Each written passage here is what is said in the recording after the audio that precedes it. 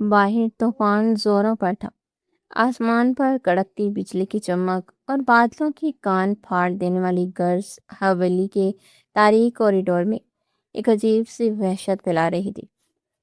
عنایا کے قدم ڈگمگا رہے تھے، سانس پھولی ہوئی تھی اور دل سینے کی پسلیاں توڑ کر باہر آنے کو بےتاب تھا۔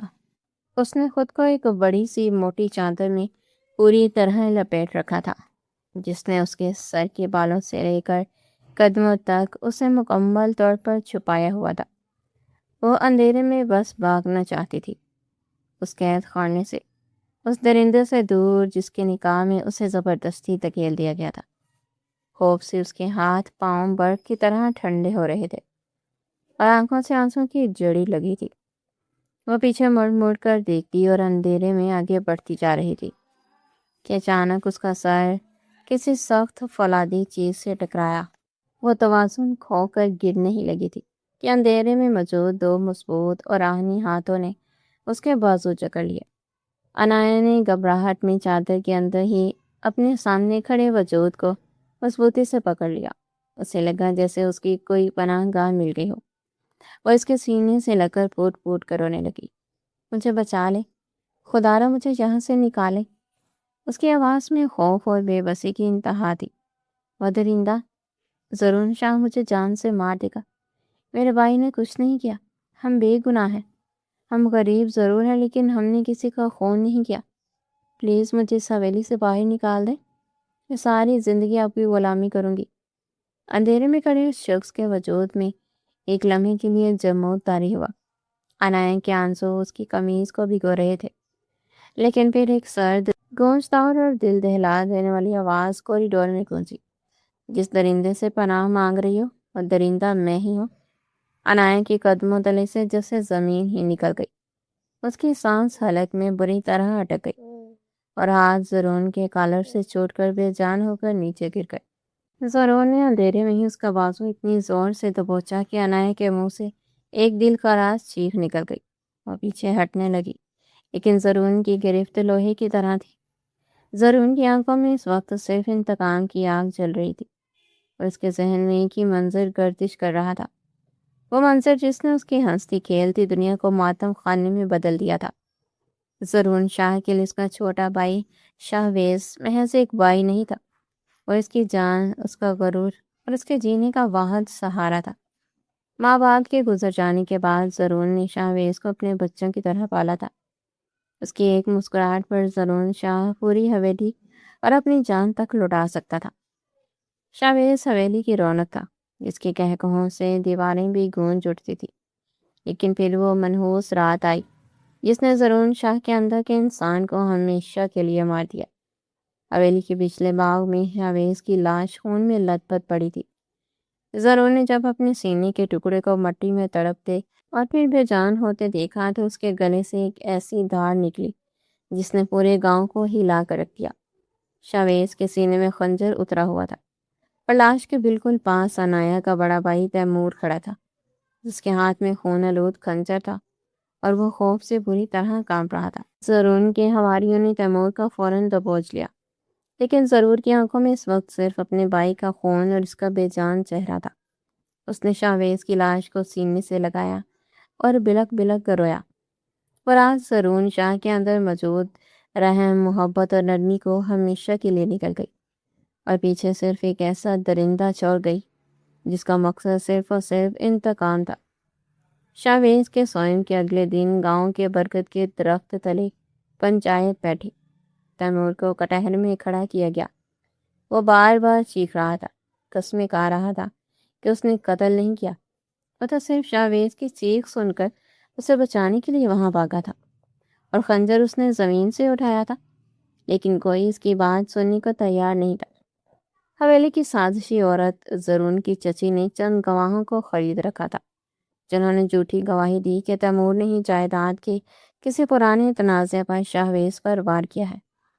پنچایت کا فیصلہ اٹل تھا، خون کے بدلے خون یا پھر بنے۔ تیمور کی جان بخشی کے بدلے اس کی اکلوتی اور معصوم بہن عنایا کو خون بہا کے طور پر زرون شاہ کے نکاح میں دینے کا فیصلہ سنایا گیا۔ زرون نے یہ فیصلہ فوراً اس لیے قبول کر لیا کیونکہ وہ جانتا تھا کہ تیمور کو ایک بار گولی مارنے سے اس کے دل کی لگی آگ نہیں بجھے گی۔ اس کی بہن کو ہر روز ہر لمحہ مارنا چاہتا تھا۔ وہ چاہتا تھا کہ تیمور ساری زندگی اپنی معصوم بہن کی اذیت ناک موت کا تماشا دیکھے اور خون کے آنسو روئے۔ نکاح کے فوراً بعد جب عنایا کو زبردستی حویلی لایا گیا تو وہ اسی چادر میں لپٹی خوف کے مارے بھاگ رہی تھی۔ جب وہ زرون سے ٹکرائی، حال میں واپس آتے ہوئے زرون نے عنایا کے بازو کو مزید سختی سے دبوچا اور داڑا، چھوڑ دو، میرے بھائی کا خون کر دیا گیا اور تم سمجھتی ہو میں تمہیں چھوڑ دوں گا؟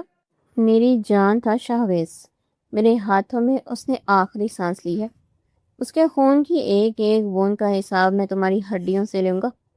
وہ اسے بے دردی سے گھسیٹتے ہوئے کوریڈور کے آخری سرے پر موجود ایک تاریک کمرے کی طرف لے جانے لگا۔ عنایا مزاحمت کر رہی تھی، رو رہی تھی، گر گڑا رہی تھی، لیکن اس کی چادر اس کے چہرے پر بری طرح الجھی ہوئی تھی، جس کی وجہ سے زرون اندھیرے میں اس کی شکل بالکل نہیں دیکھ پا رہا تھا اور نہ ہی اسے دیکھنے میں کوئی دلچسپی تھی۔ اس کے آنکھوں میں صرف اپنے مقتول بھائی کا چہرہ اور تیمور کے ہاتھ میں پکڑا وہ خون آلود خنجر گم رہا تھا۔ کمرے کا دروازہ زور سے کھلا اور زرون نے اسے کھینچ کر ٹھنڈے اور سخت فرش پر دے مارا۔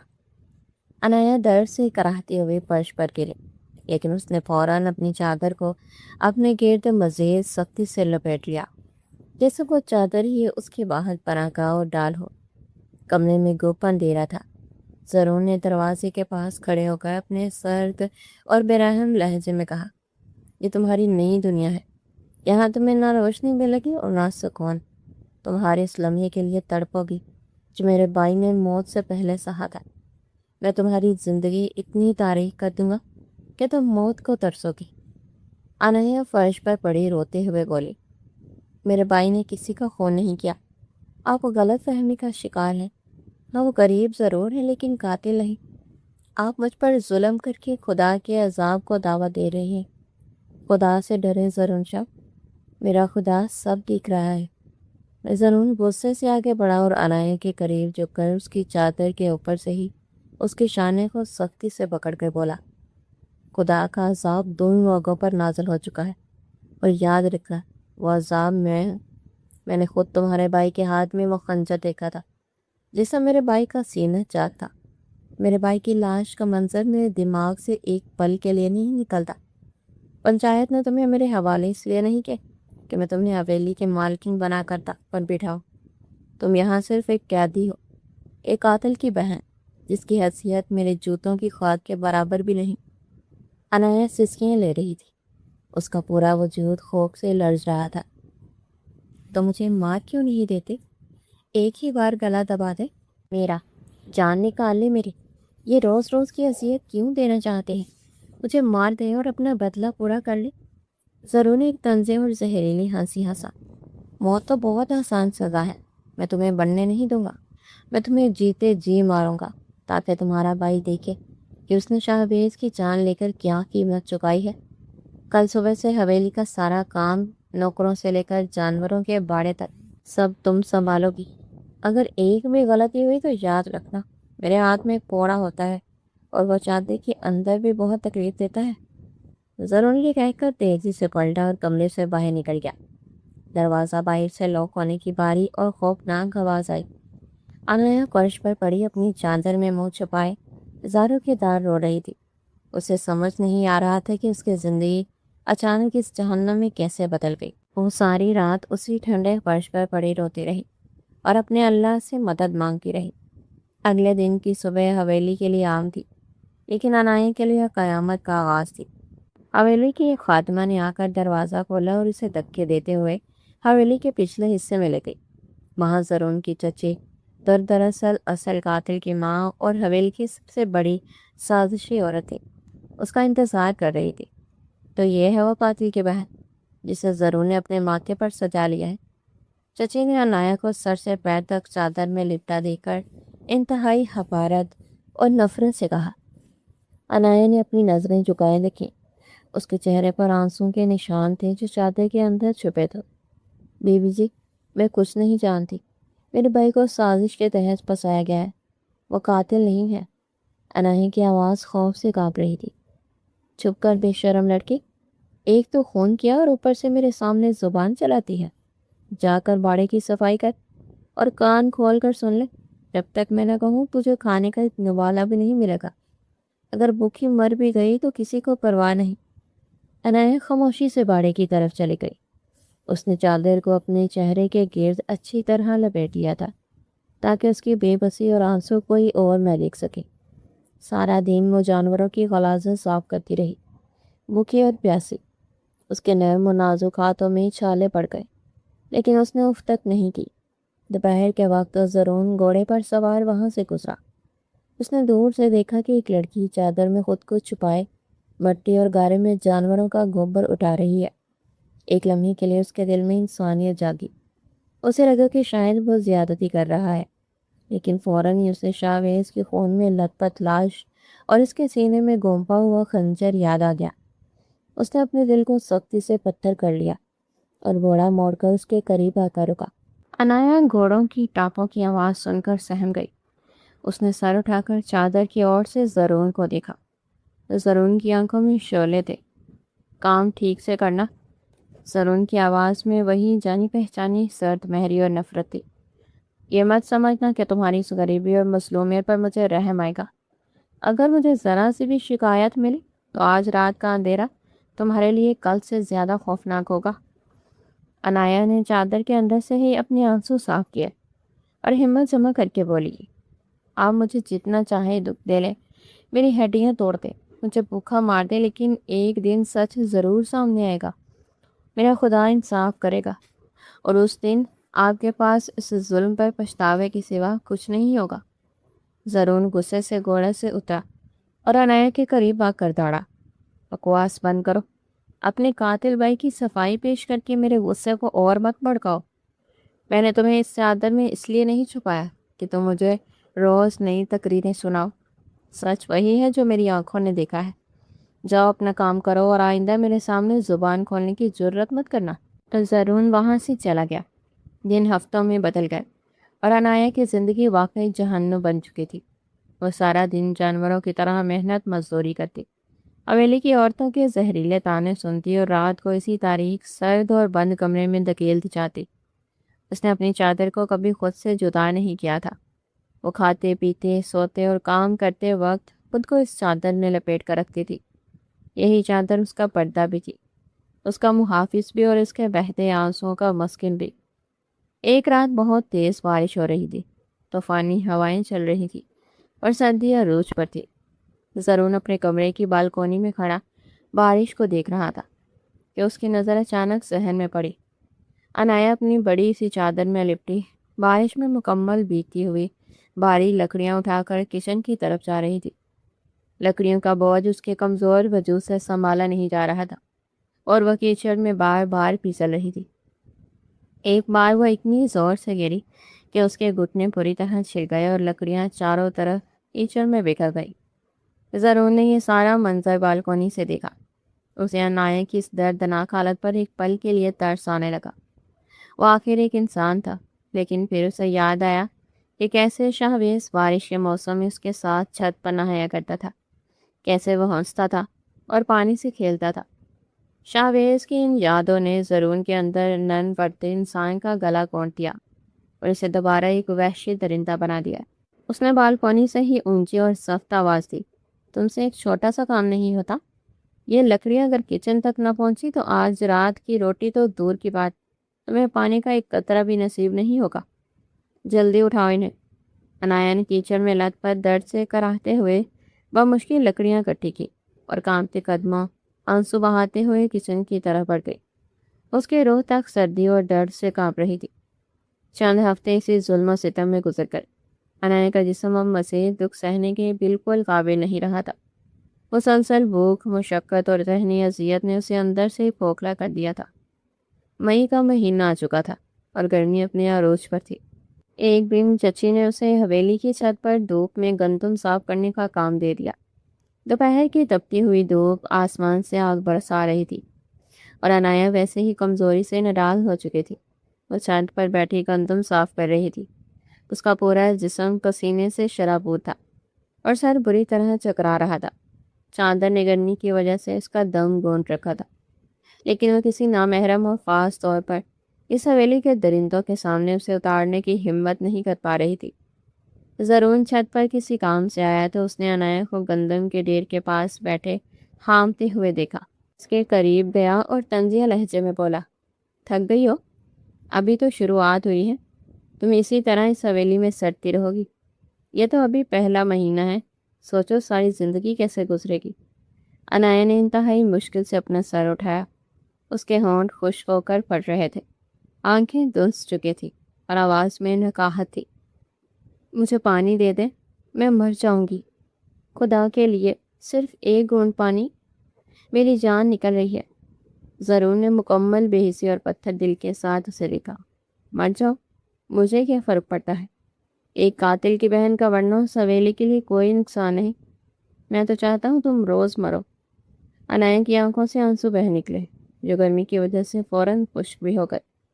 آپ انسان نہیں ہیں، آپ کے اندر دل نام کی کوئی چیز نہیں، صرف پتھر ہے۔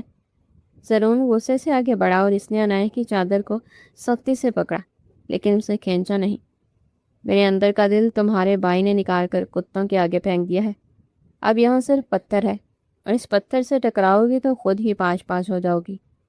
عنایہ کا سر اب تیزی سے چکرا رہا تھا، اس کی نظروں کے سامنے گہرا اندھیرا چھانے لگا۔ زرون کچھ اور طنز کرنے ہی والا تھا کہ عنایہ کا توازن بگڑا اور وہ گندم کے ڈھیر پر بے ہوش ہو کر گر پڑی۔ اس کا جسم بالکل بے جان لگ رہا تھا۔ زرون نے اسے اپنے سامنے گرتے ہوئے دیکھا، لیکن ایک لمحے کے لیے وہ اپنی جگہ پر بت بنا کھڑا رہا۔ اسے لگا کہ شاید وہ کان سے بچنے کے لیے کوئی نیا ناٹک کر رہی ہے۔ اٹھو، زرون نے سخت آواز میں کہا، لیکن عنایہ نے کوئی حرکت نہیں کی۔ میں نے کہا اٹھو، میرے سامنے یہ ڈرامے مت کرو۔ زرون نے جھک کر اس کی چادر کے اوپر سے اس کا ہاتھ پکڑا۔ جیسے ہی زرون نے اسے چھوا، اسے ایک زوردار جھٹکا لگا۔ مٹی کی اس تپتی دوپہر میں بھی اس کا ہاتھ برف کی طرح ٹھنڈا ہو رہا تھا، جبکہ اس کا جسم تیز بخار سے بٹی کی طرح تپ رہا تھا۔ زرون کو پہلی بار کچھ گڑبڑ لگی۔ اس نے جھک کر عنایہ کے چہرے پر سے چادر ہٹانے کی کوشش کی تاکہ دیکھی کہ وہ واقعی بے ہوش ہے یا نہیں، لیکن عنایہ نے بے ہوشی کے عالم میں بھی اپنی چادر کو مٹھی میں اتنی مضبوطی سے جکڑا ہوا تھا کہ زرون اسے ہٹا نہیں سکا۔ زرون کو یاد آیا کہ اس نے پہلے دن سے اسے اسی چادر میں دیکھا ہے۔ اس کے اندر کی نفرت، غصے اور انتقام نے اسے کبھی یہ موقع ہی نہیں دیا کہ وہ اسے غور سے دیکھے یا اس کا چہرہ دیکھنے کی کوشش کرے۔ زرون نے الجھن اور غصے سے چادر کو چھوڑ دیا۔ اس نے حویلی کی خادماؤں کو آواز دی، نوکروں کو بھیجو، اسے اٹھا کر اس کے کمرے میں ڈالیں۔ اگر مر گئی تو اس کی لاش کو اس کے بھائی کے منہ پر مار کر آؤں گا۔ اس نے عنایہ کو بے ہوشی کی حالت میں ہی اٹھا کر اس کے تاریک اور گرم کمرے میں واپس پھینک دیا گیا۔ شدید بخار کی وجہ سے اس کی حالت غیر ہو رہی تھی، لیکن کسی نے اسے دوا تک نہیں دی، حتیٰ کہ کسی نے اس کے ماتھے پر پانی کی پٹی بھی نہیں رکھی۔ رات کے اندھیرے میں عنایہ بخار میں تڑپتے ہوئے ہذیان بک رہی تھی۔ اس کا پورا جسم درد سے ٹوٹ رہا تھا۔ بائی مت جاؤ، وہ مجھے مار دے گا، کوئی مجھے پانی دے، ماں مجھے بچا لو۔ اس کی کانپتی سسکتی اور ٹوٹتی آواز کمرے کے بند دروازے سے باہر کوریڈور کے سناٹے میں گونج رہی تھی۔ زرون اسے کوریڈور سے اپنے کمرے کی طرف جا رہا تھا۔ اس نے وہ ہذیانی آوازیں سنی۔ اس کے قدم دروازے کے پاس آ کر رک گئے۔ وہ وہاں کھڑا نہیں ہونا چاہتا تھا، وہ آگے بڑھ جانا چاہتا تھا، لیکن عنایہ کی تکلیف دی آوازیں اسے آگے بڑھنے نہیں دے رہی تھی۔ وہ جانتا تھا کہ وہ اس پر ظلم کر رہا ہے، لیکن اس کی انا اسے پیچھے ہٹنے نہیں دے رہی تھی۔ بالآخر وہ دروازے کا لوک کھول کر اندر داخل ہوا۔ کمرے میں گپ اندھیرا تھا، لیکن کھڑکی سے آتی ہوئی ہلکی سی چاندنی عنایہ کے چادر میں لپٹے اور بخار سے کامتے وجود کو روشن کر رہی تھی۔ وہ فرش پر ایک کونے میں سکڑی ہوئی لیٹی تھی۔ زرون نے باہر سے پانی کا جگ لیا اور اس کے پاس آیا۔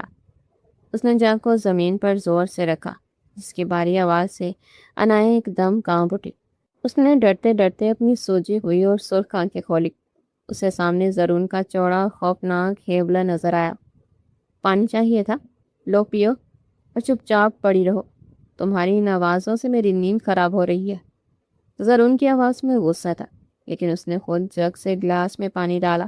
عنایا کے اندر اتنی ہمت بھی نہیں تھی کہ وہ اٹھ کر پانی پی سکے۔ ضرور نے عنایا کے قریب بیٹھ کر گلاس اس کے کانپتے ہوئے ہونٹوں سے لگا دیا۔ عنایا نے انتہائی مشکل سے پانی کے 2 گھونٹ پیے، لیکن کمزوری کی وجہ سے وہ کھانسنے لگی اور کچھ پانی اس کی چادر پر گر گیا۔ ضرور گلاس رکھ کر فوراً کھڑا ہو گیا۔ اپنی اس بخار کا ڈرامہ ختم کرو اور سو جاؤ، کل تمہیں بہت کام کرنا ہے۔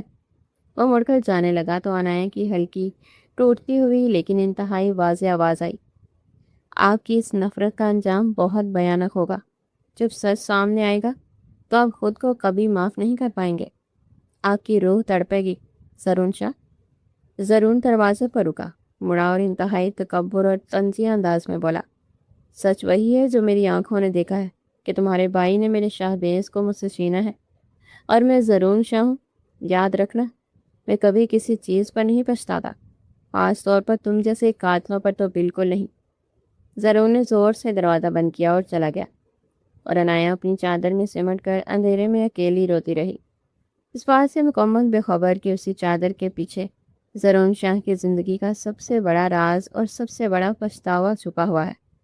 یہ انتقام کی وہ خوفناک آگ تھی جس میں صرف عنایا کا وجود نہیں بلکہ خود زرون کی روح بھی جلنے والی تھی، اور اس کا آغاز بہت جلد ہونے والا تھا۔ کمرے میں پھیلی خاموشی اور حبس عنایا کی اکھڑتی سانسوں کی آواز سے مزید بھیانک ہو رہا تھا۔ زرون شاہ جو پچھلے کئی گھنٹوں سے اپنے کمرے میں بے چین ٹہل رہا تھا، ایک بار پھر سے اسی تاریک راہداری کی طرف کھینچا چلایا جہاں عنایا قید تھی۔ اس کے دل میں نفرت اور غصے کا وہی پرانا طوفان تھا، لیکن عنایا کی وہ آخری پکار، مجھے پانی دے دے، اس کے کانوں میں کسی زہریلے تیر کی طرح پیوست تھی۔ اس نے سوچا تھا کہ وہ اسے اٹھا کر دوبارہ کام پر بھیجے گا، اسے جتائے گا کہ شہبیز کے خون کی قیمت اتنی آسانی سے پوری نہیں ہوگی۔ اس نے غصے سے دروازے کا باری لاک کھولا اور اندر داخل ہوا۔ کمرے میں ابھی بھی اندھیرا تھا، بس کھڑکی سے آنے والی ہلکی سی چاندنی فرش پر پڑے اس وجود کو نمایاں کر رہی تھی۔ عنایا اسی طرح فرش پر پڑی تھی، اس کی چادر اس کے گرد بری طرح لپٹی ہوئی تھی، لیکن اس کا پورا جسم بخار کی شدت سے ایسے تھرتھرا رہا تھا جیسے کوئی سوکھا پتا تیز ہوا میں کامتا ہے۔ زرون نے اس کے قریب جا کر اپنی آواز کو جتنا ہو سکا سخت بنایا، اٹھو، سورج نکلنے والا ہے اور تم ابھی تک یہاں پڑی ہو۔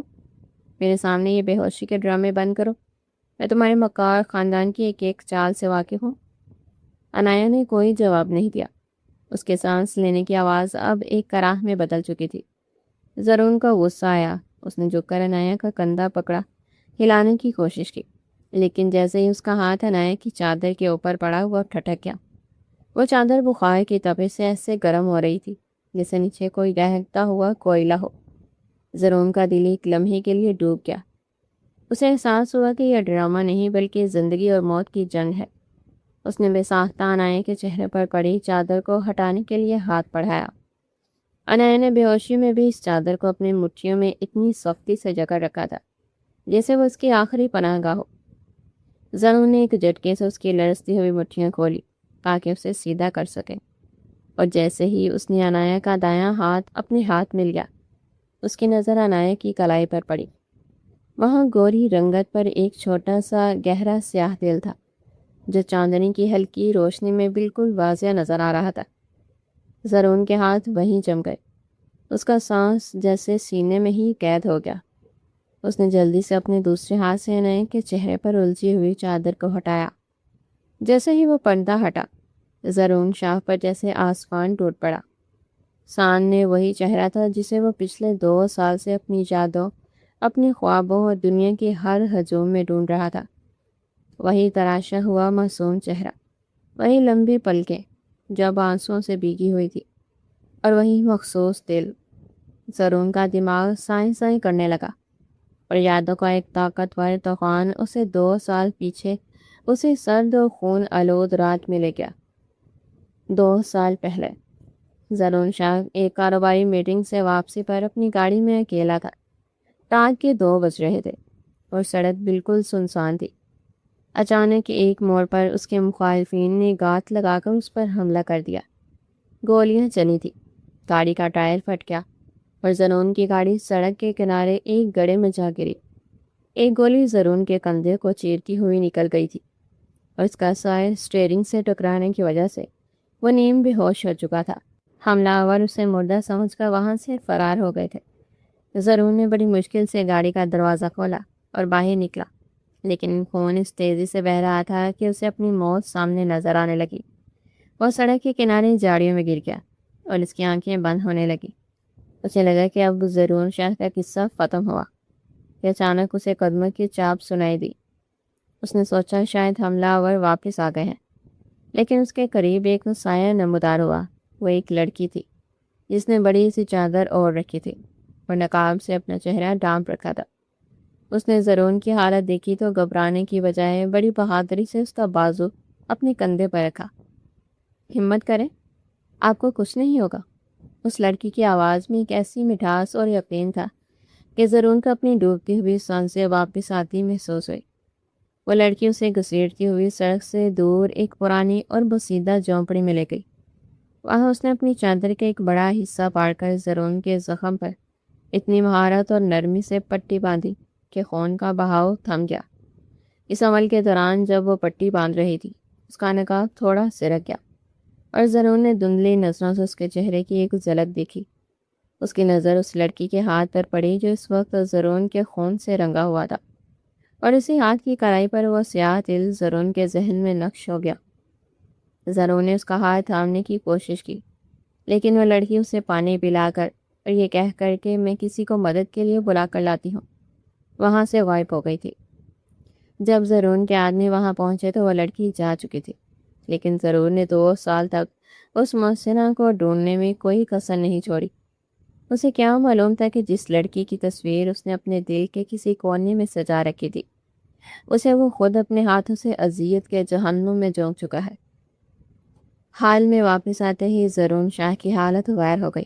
اس کی آنکھیں سرخ ہو گئیں اور اس کا جسم لرزنے لگا۔ وہ اسی ٹھنڈے فرش پر عنایہ کے پاس ڈیر ہو گیا۔ اس کے ہاتھ بری طرح کانپ رہے تھے۔ جب اس نے دوبارہ عنایہ کے اس ہاتھ کو چھوا، یہ تم ہو؟ اس کی آواز حلق میں پنس کر آ گئی۔ عنایہ، تم وہی ہو جس نے مجھے اس رات زندگی دی تھی؟ اور میں نے تمہارے ساتھ کیا کیا؟ زرون کو اپنے ہر کوڑے، ہر تانے، ہر اس لمحے پر پچھتاوا ہونے لگا جس نے عنایہ کو تڑپانے میں گزارا تھا۔ اسے یاد آیا کہ کیسے اس نے اسے کیچڑ میں لکڑیاں اٹھانے پر مجبور کیا تھا جب وہ بارش میں گر رہی تھی، کیسے اس نے اسے تپتی دھوپ میں گندم صاف کرنے کا حکم دیا تھا، اور کیسے اس نے اسے پانی کے گون کے لیے تڑپایا تھا۔ زرون شاہ، جس کے ایک اشارے پر گاؤں تھر تھر کانپتا تھا، اس وقت ایک ہارے ہوئے جواری کی طرح عنایہ کے سرہانے بیٹھا رو رہا تھا۔ یا اللہ، یہ میں نے کیا کر دیا؟ اس نے اپنا سر دیوار سے دے مارا۔ جس لڑکی کو مجھے اپنی پلکوں پر بٹھانا تھا، اسے میں نے نوکروں سے بھی بدتر بنا کر رکھا۔ اسے عنایہ کی وہ باتیں یاد آنے لگی کہ ایک دن آپ بہت پچھتائیں گے۔ زرون کو لگا جیسے اسے کوئی سانس نہیں آ رہی۔ اس نے فوراً باہر نکل کر اپنی خاص نوکروں کو آواز دی، ڈاکٹر کو بلاؤ، ابھی اور اسی وقت۔ اگر اسے کچھ ہوا تو میں تم سب کی جان لے لوں گا۔ حویلی کے ملازم زرون کا یہ بدلا ہوا روپ دیکھ کر حیران رہ گئے۔ وہی زرون شاہ جو کل تک عنایہ کا نام سن کر غصے سے بچ جاتا تھا، آج اسے اپنے ہاتھوں میں اٹھا کر حویلی کے سب سے بڑے اور پرتعیش کمرے کی طرف بھاگ رہا تھا۔ اس نے عنایہ کو اپنے بستر پر لٹایا اور خود اس کے پاس بیٹھ گیا۔ خادماؤں نے جب دیکھا کہ زرون شاہ خود عنایہ کے ماتھے پر ٹھنڈے پانی کی پٹیاں رکھ رہا ہے تو پورے محل میں کھلبلی مچ گئی۔ چچی، جو اس سب تماشے کی جڑ تھی، وہ تیز قدموں سے کمرے میں داخل ہوئے۔ زرون، یہ تم کیا کر رہے ہو؟ اس لڑکی کو یہاں کیوں لایا؟ یہ شاہبیز کے قاتل کی بہن ہے، اسے اسی کال کوٹری میں ہونا چاہیے۔ چچی کی آواز میں زہر اور نفرت بھری تھی۔ زرون نے سر اٹھا کر چچی کی طرف دیکھا۔ اس کی آنکھوں میں اس وقت ایسی وحشت اور غصہ تھا کہ چچی کے قدم وہیں رک گئے۔ خبردار چچی، اگر آج کے بعد آپ نے اس لڑکی کے بارے میں ایک بھی غلط لفظ بولا تو میں بھول جاؤں گا کہ آپ میرے رشتے میں کیا لگتی ہیں۔ یہ لڑکی اب اس حویلی کی قیدی نہیں ہے، یہ میری زندگی کی سب سے بڑی محسنہ ہے جس کا قرض میں شاید 7 جنموں میں بھی اتار نہ سکوں۔ چچی ہکا بکا رہ گئے۔ انہیں سمجھ نہیں آیا کہ اچانک ایسا کیا ہو گیا، لیکن وہ پیر پٹکتی ہوئی کمرے سے باہر نکل گئی۔ ڈاکٹر آیا اور اس نے بتایا کہ عنایت کو شدید نمونیا، تھکن اور ذہنی تناؤ کی وجہ سے حالت بگڑ گئی ہے۔ شاہ جی، اگر 2 گھنٹے اور گزر جاتے تو یہ لڑکی جان سے جا سکتی تھی۔ اسے دوا کے ساتھ ساتھ بہت زیادہ آرام اور توجہ کی ضرورت ہے۔ ڈاکٹر کی ہر بات زرون کے دل پر ہتھوڑے بن کر لگ رہی تھی۔ وہ خاموشی سے یہ ڈاکٹر کی باتیں سنتا رہا اور اس کا ہاتھ عنایت کے ماتھے پر رہا۔ پورا دن اور پوری رات زرون ایک لمحے کے لیے بھی عنایت کے پاس سے نہیں ہٹا۔ وہ بار بار اس کے ہاتھ کو دیکھتا جہاں وہ دل تھا اور اپنے آپ کو کوستا، عنایت مجھے معاف کر دو، میں انتقام میں اتنا اندھا ہو گیا تھا کہ میں نے اپنی آنکھیں بند کر لی تھی۔ میں نے تمہیں پہچانا کیوں نہیں؟ اسے یاد آیا کہ پہلے دن جب وہ اس سے ٹکرائی تھی وہ چادر میں لپٹی ہوئی تھی اور رو رہی تھی۔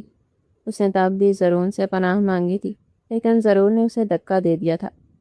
تم اسے مدد مانگ رہی تھی اور میں تمہیں سزا دے رہا تھا۔ زرون کے لیے احساس کسی موت سے کم نہیں تھا۔ اسے اب بھی شاویز کا غم تڑپا رہا تھا، لیکن عنایت کی اس سچائی نے اس کے اندر ایک نئی جنگ چھیڑ دی تھی۔ کیا وہ لڑکی جو ایک اجنبی کو بچانے کے لیے اپنی جان خطرے میں ڈال سکتی ہے، اس کا بھائی قاتل ہو سکتا ہے؟ یہ سوال پہلی بار زرون کے ذہن میں اٹھا، لیکن ابھی اس کے پاس کوئی جواب نہیں تھا۔ ابھی اس کی ترجیح صرف عنایت کی زندگی تھی۔ وہ خود اپنے ہاتھوں سے اسے دوا پلاتا، اس کے ماتھے پر پٹیاں رکھتا، اور جب وہ بے ہوشی میں کراتی تو اس کا ہاتھ تھام کر اسے تسلی دیتا۔ عنایت کو 3 دن بعد ہوش آیا۔ جب اس نے آہستہ سے آنکھیں کھولی تو اسے اپنے سامنے ایک عالی شان چھت اور نرم بستر کا احساس ہوا۔ اس نے گھبرا کر اٹھنے کی کوشش کی، لیکن اس کا جسم ساتھ نہیں دے رہا تھا۔ اس نے دیکھا کہ زرون شاہ اس کے بالکل سامنے بیٹھا اسے دیکھ رہا ہے۔ عنایت کی آنکھوں میں فوراً وہی پرانی وحشت اور خوف لہرانے لگا۔ وہ بستر کے کونے میں دبک گئی۔ پلیز مجھے مت مارے، میں اٹھ رہی ہوں، میں سارا کام کر لوں گی، میں گندم صاف کر دوں گی، میں باڑے میں چلی جاؤں گی، بس مجھے درد مت دے۔ عنایت کی ان باتوں نے زرون کا کلیجہ چیر دیا۔ وہ شخص جو کبھی نہیں رویا تھا، اس کی آنکھوں سے آنسو بہہ نکلے۔ عنایت میری طرف دیکھو، میں تمہیں مارنے نہیں آیا، میں تم سے معافی مانگنے آیا ہوں۔ عنایت کو اپنی کانوں پر یقین نہیں آیا۔ اسے لگا شاید وہ ابھی بھی کوئی خواب دیکھ رہی ہے، یا یہ زرون شاہ کا کوئی نیا حربہ ہے۔ معافی؟ آپ اور معافی؟ آپ تو ستم گر ہیں، آپ تو کہتے تھے کہ آپ کبھی نہیں پچھتاتے۔ زرون نے تڑپ کر اس کا ہاتھ پکڑنا چاہا، لیکن عنایت نے اپنا ہاتھ پیچھے کھینچ لیا۔ عنایت، مجھے سب یاد آ گیا ہے، وہ رات، وہ سنسان سڑک، وہ پٹی، تم وہی ہو نا جس نے 2 سال پہلے میری جان بچائی تھی؟ عنایت خاموش ہو گئی۔ اس کی آنکھوں میں پرانی یادیں تیرنے لگی۔ وہ آپ تھے؟ اس نے دھیمی آواز میں پوچھا۔ ہاں عنایت، وہ بد نصیب میں ہی تھا۔ کاش میں مر جاتا تو بہتر تھا، بجائے اس کے کہ میں اپنی محسنہ کے ساتھ وہ سلوک کرتا جو میں نے پچھلے 1 مہینے میں تمہارے ساتھ کیا ہے۔ زرون نے اپنا سر عنایت کے بستر پر رکھ دیا اور بچوں کی طرح رونے لگا۔ عنایت اسے حیرت سے دیکھ رہی تھی۔ شخص جو اس کے بھائی کا دشمن تھا، جو اس پر کوڑے برساتا تھا، وہ آج اس کے قدموں میں بیٹھا معافی مانگ رہا تھا۔ آپ نے مجھے تب پہچانا جب میں اندر سے ٹوٹ کر بکھر چکی ہوں۔ زرون شاہ، آپ کے جسم کے زخم تو بھر گئے ہوں گے، لیکن میری روح پر جو زخم آپ نے لگائے ہیں ان کا کیا ہوگا؟ عنایت کی آواز میں ایسا درد تھا کہ زرون کو لگا اس کے اپنی روح نکل جائے گی۔ میں ان تمام زخموں کو بڑھنے کی کوشش کروں گا عنایت، مجھے ایک موقع دو، میں سب کچھ ٹھیک کر دوں گا، زرون نے التجائیہ لہجے میں کہا۔ لیکن عنایت نے اپنی آنکھیں بند کر لی۔ کچھ چیزیں کبھی ٹھیک نہیں ہوتی شاہ جی۔ آپ نے میرے بھائی کو قاتل کہا، مجھے ونی بنا کر لائے، میری عزت اچھالے، اب آپ کی معافی سے کیا بدل جائے گا؟ زرون کے پاس کوئی جواب نہیں تھا۔ وہ جانتا تھا کہ وہ مجرم ہے، لیکن اس کے دل میں اب عنایت کے لیے کیسی تڑپ پیدا ہو چکی تھی، جو محبت اور پچھتاوے کا عجیب امتزاج تھی۔ اس نے عہد کر لیا تھا کہ جب تک عنایت اسے معاف نہیں کرے گی وہ چین سے نہیں بیٹھے گا۔ اس نے عنایت کے لیے بہترین کھانے، ریشمی لباس اور ہر وہ آسائش مہیا کر دی جو وہ کر سکتا تھا، لیکن عنایت کی خاموشی اب زرون کے لیے سب سے بڑی سزا بن گئی تھی۔ وہ کمرے میں آتا تو عنایت اپنی نظریں پھیر لیتی، وہ اس سے بات کرنے کی کوشش کرتا تو وہ خاموش رہتی۔ ज़रून को एहसास हुआ कि अनाया की इस खामोशी के पीछे वो पहाड़ जैसा दुख है जो उसने उसे दिया था। उसी दौरान ज़रून ने हवेली के नौकरों को सख्त हदायत दी कि अनाया को हवेली की मालकिन का दर्जा दिया जाए, और अगर किसी ने भी इसकी तरफ मैली आंख से देखा तो उसे जिंदा गाड़ दिया जाएगा। ज़रून अक्सर रातों को अनाया की कमरे के बाहर टहलता रहता। वो इसे सोते हुए देखता और सोचता कि कुदरत ने कैसा खेल खेला है। जिस लड़की को अपनी ज़िंदगी की सबसे बड़ी तलाश समझता था वो इसके घर में ही थी, लेकिन एक ऐसी नफरत की दीवार के पीछे जिसे गिराना अब नामुमकिन लग रहा था। अनाया का बुखार तो उतर गया था, लेकिन उसकी मुस्कुराहट कहीं खो गई थी। वो अब भी वही चादर ओढ़ती थी, लेकिन अब उसकी चादर में वह खौफ नहीं बल्कि खामोश एहतजाज था। ज़रून ने महसूस किया कि जब तक वो अनाया के भाई के बारे में सच मालूम नहीं करेगा, अनाया का दिल कभी नर्म नहीं होगा।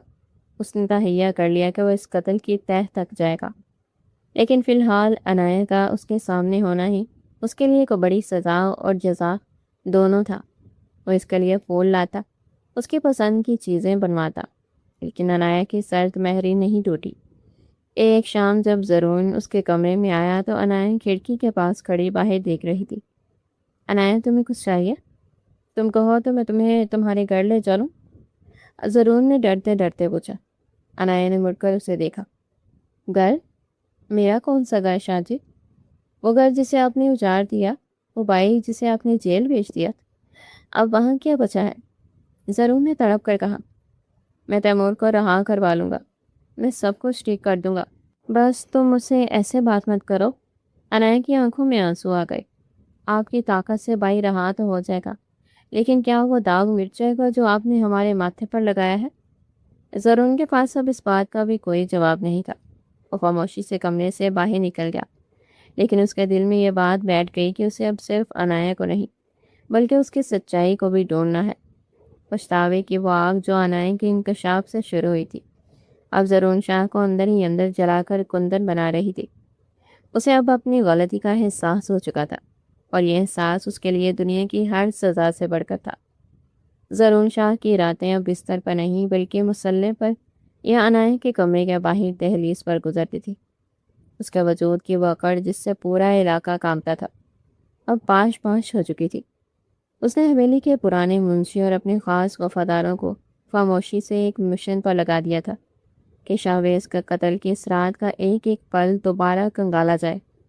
उधर अनाया की खामोशी ज़रून के लिए किसी तपते हुए सहरा की तरह बन गई थी।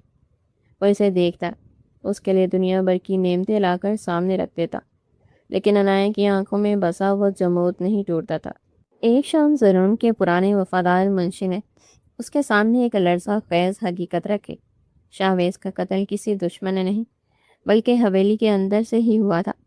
चची का बेटा, जो जायदाद में शाहवेज के बराबर का हिस्सेदार था, उसने अपने कर्जों और अयाशियों के लिए शाहवेज को रास्ते से हटाया था, और तैमूर को वहाँ इत्तफाकन देकर उस साजिश को विनी के गनाउने खेल में बदल दिया था। ज़रून की आंखों में खून उतर आया। उसने उसी वक्त हुक्म दिया कि कल सुबह गांव के उसी बरगद के दरख्त तले पंचायत दोबारा बैठेगी जहां अनाया को विनी किया गया था। उस रात ज़रून अनाया के कमरे में गया। वो तस्बीह हाथ में लिए बैठेगी। ज़रून ने दूर खड़े होकर मध्यम आवाज में कहा, कल का सूरज तुम्हारी बेगुनाही का गवाह बनकर निकलेगा अनाया। मैं तुम्हें तुम्हारा वक़ार वापस दूंगा, चाहे इसकी कीमत मुझे अपनी जान देकर क्यों न चुकानी पड़े। अनाया ने पहली बार सर उठाकर उसे देखा। उसकी आंखों में हैरत थी, लेकिन लब बस सतूर खामोश रहे। अगले दिन पंचायत का मंजर दीदनी था। पूरे गांव के लोग जमा थे, क्योंकि ज़रून शाह ने खुद मनादी करवाई थी। तैमूर को जेल से पुलिस की हिफाजत में वहां लाया गया था। चची और इनका बेटा फतेह मंदाना अंदाज में बैठे थे कि शायद आज तैमूर को फांसी का हुक्म सुनाया जाएगा। लेकिन जब ज़रून शाह अपनी काली जीप से उतरा तो उसके चेहरे पर वो जाहो जलाल नहीं बल्कि एक अजीब सी संजीदगी थी। वो सीधा पंचायत के दरमियान पहुंचा और ताली बजाकर अपने वफादारों को इशारा किया। चंद ही लम्हों में वो झूठे गवाह घसीटते हुए लाए गए, जिनके चेहरे खौफ से पीले थे। ज़रून ने गर्जदार आवाज़ में सबके सामने उनसे सच बुलवाया। जब चची के बेटे का नाम सामने आया तो मजमे में सन्नाटा छा गया। चची ने चीखना शुरू किया, لیکن ضرور نے ایک ہاتھ کے اشارے سے انہیں خاموش کروا دیا۔ خاموش! ضرور کی آواز بادل کی طرح گونجی۔ بہت کھیل لیا تم لوگوں نے معصوموں کی زندگیوں سے۔ پھر ضرور مڑا اور اس کٹہرے کی طرح بڑھا جہاں تیمور بیڑیوں میں جکڑا کھڑا تھا، اور قریب ہی عنایا اپنی اس کالی چادر میں سمٹی کھڑی تھی۔ ضرور نے سب کے سامنے اپنے سر سے وہ پگڑی اتاری جو اس کے انا اور سرداری کی علامت تھی، اور اسے ایک طرف رکھ دیا۔ پورے مجمع کے سانس رک گئے۔ ضرور شاہ جیسا نا پرست آدمی سرعام اپنی پگڑی اتار رہا تھا۔ وہ عنایا اور تیمور کے سامنے آ کر کھڑا ہوا۔ اس کی آواز میں وہ لرزش تھی جو صرف سچے پچھتاوے سے پیدا ہوتی ہے۔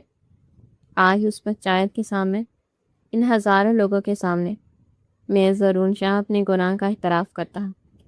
میں نے ایک معصوم لڑکی کی روح کو چھلنی کیا، میں نے ایک بے گناہ مرد کو قاتل کہا، اور میں نے اپنی طاقت کے نشے میں سچائی کو ٹھکرا دیا جو میری آنکھوں کے سامنے تھی۔ مجمع میں سرگوشیاں ہونے لگی، لیکن ضرور کی نظریں صرف عنایا پر تھی۔ عنایا، میں نے تمہیں ونی بنا کر اس حویلی میں لایا۔ میں نے تمہیں وہ دیتی ہے جن کا تصور کر کے بھی روح کانپ جاتی ہے۔ میں نے اس رات کو بلا دیا جب تم نے ایک اجنبی کو زندگی دی تھی۔ میں مجرم ہوں تمہارا، تمہارے بھائی کا، اور اس پاک رشتے کا جس کی میں نے توہین کی۔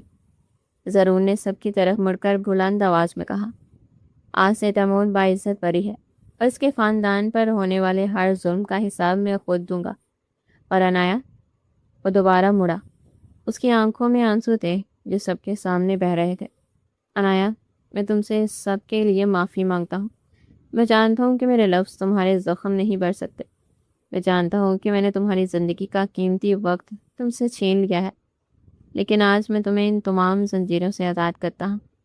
تم بینی نہیں ہو، تم اس حویلی کی وہ عزت ہو جسے میں نے خود پامال کیا۔ تم جہاں جانا چاہو، جیسے رہنا چاہو، تم آزاد ہو۔ تیمور کی بیڑیاں کھول دی گئیں۔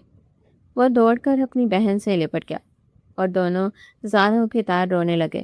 ضرور وہیں کھڑا رہا، ایک ایسا سردار جس نے آج اپنی انا کی قربانی بھی کر سچائی کو فتح دلائی تھی، اور چچی اور ان کے بیٹے کو پولیس کے حوالے کر دیا گیا۔ پنچایت برخاست ہو گئی، لیکن لوگ اب بھی ضرور کے اس بدلے ہوئے روپ کی باتیں کر رہے تھے۔ تیمور نے غصے اور نفرت سے ضرور کو دیکھا، اور عنایت کو ہاتھ پکڑ کر اسے حویلی سے باہر لے جانے لگا۔ ضرور نے انہیں نہیں روکا، وہ خاموشی سے انہیں جاتے ہوئے دیکھتا رہا۔ اسے لگا کہ جیسے اس کے سینے سے کوئی جان نکال کر لے گیا ہو، لیکن وہ جانتا تھا کہ یہی عدل ہے۔ جب عنایت حویلی کے بڑے دروازے پر پہنچی تو اس کے قدم رک گئے۔ اس نے پیچھے مڑ کر دیکھا، ضرور وہیں صحن میں اکیلا کھڑا تھا، دھوپ میں تپتا ہوا، سر جھکائے، بغیر پگڑی کے۔ اس کی وہ حالت دیکھ کر عنایت کے دل کے کسی کونے میں تڑپ اٹھے۔ اسے وہ سرد رات یاد آئی جب اسی شخص نے اسے پناہ دی تھی، اور وہ رات بھی جب اسی نے اسے تڑپایا تھا۔ عنایت نے تیمور کا ہاتھ چھوڑ دیا۔ بھائی، آپ چلے، میں آتی ہوں۔ تیمور حیران رہ گیا۔ عنایت، یہ تم کیا کر رہی ہو؟ اس درندے نے تمہاری زندگی برباد کر دی۔ عنایت نے نم آنکھوں سے مسکرا کر کہا، درندہ وہ تھا جس نے مجھ پر ظلم کیا تھا، لیکن جو آج سب کے سامنے رویا ہے وہ انسان ہے جسے میں نے اس رات بچایا تھا۔ اس کا پچھتاوا سچا ہے بھائی، اس کی روح قید میں ہے، اور اسے صرف میں آزاد کر سکتی ہوں۔ عنایت آہستہ قدموں سے چلتی ہوئی واپس ضرور کے پاس آئی۔ ضرور نے جب اسے اپنے سامنے دیکھا تو اسے یقین نہیں آیا۔ تم آ گئی؟ نہیں؟ عنایت نے اپنی چادر کا پلو ٹھیک کیا اور انتہائی وقار کے ساتھ بولی، ضرور شاہ، آپ نے سب کے سامنے اپنے گناہ مانے ہیں، اس لیے بہت حوصلہ چاہیے۔ آپ نے مجھے آزاد کر دیا ہے، اور اب میں اپنی مرضی سے فیصلہ کر رہی ہوں۔ میں آپ کے ساتھ اسی حویلی میں رہوں گی، لیکن اس بار وینی بن کر نہیں، بلکہ اس انسان کی شریک حیات بن کر جس نے سچ کے لیے اپنی انا کو ٹھکرا دیا۔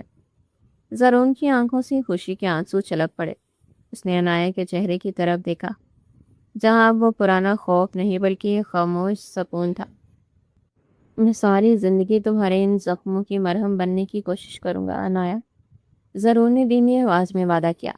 حویلی کی دیواریں جو کبھی سسکیوں سے گونجتی تھی، آج ایک نئی شروعات کی گواہ بن رہی تھی۔ ضرور نے اپنی پگڑی دوبارہ نہیں پہنی، اس نے اسے عنایت کے ہاتھوں میں دے دیا۔